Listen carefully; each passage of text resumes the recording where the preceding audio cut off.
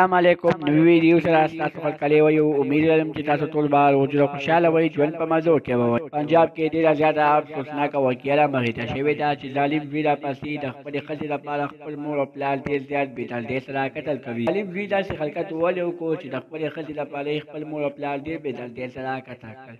اخر ښځې ورته داسې څه خبرې کړې وې. دوستانو که تاسو د ظالم د زوی خبرو نه ځان خبرول غواړئ اوسه پورې چا زموږ د چینل مخه نه وي سبسکرایب کړي خو موږ زموږ د چینل مخه سبسکرایب کړئ تلویزیون څخه مخه ووهئ چې زموږ خل یوه نوې معلوماتي ویډیو تاسو ته په اسانۍ سره میلاویږي.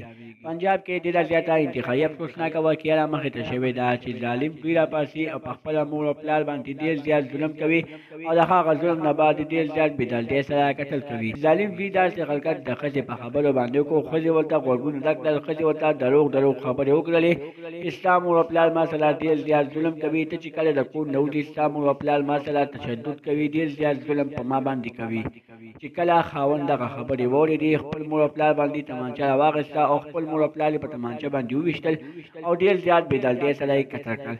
هغه مور او پلار چې دی د ورکوټي والي نه راغټ کړی و د دې هر یو خواهش پوره کړی و. ده لپاره یې ناوې ښځه راوستې وه خو دې ظالم داسې سوچ ونه کړو چې زما ښځه به ما ته دروغ وایي او زما مور او پلار به زما باندې ډېر بېدردۍ سره قتل کوي.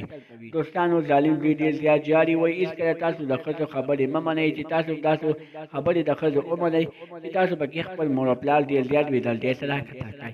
دوستانو دا به زموږ نننۍ ویډیو کو زموږ دا ویډیو خوښه شوې وي زموږ د چینل مخه سبسکرایب کړئ تلویزیون څخه مخه ووهئ چې زموږ هر یوه نوې معلوماتي ویډیو تاسو ته په اسانۍ سره میلاویږي. والسلام.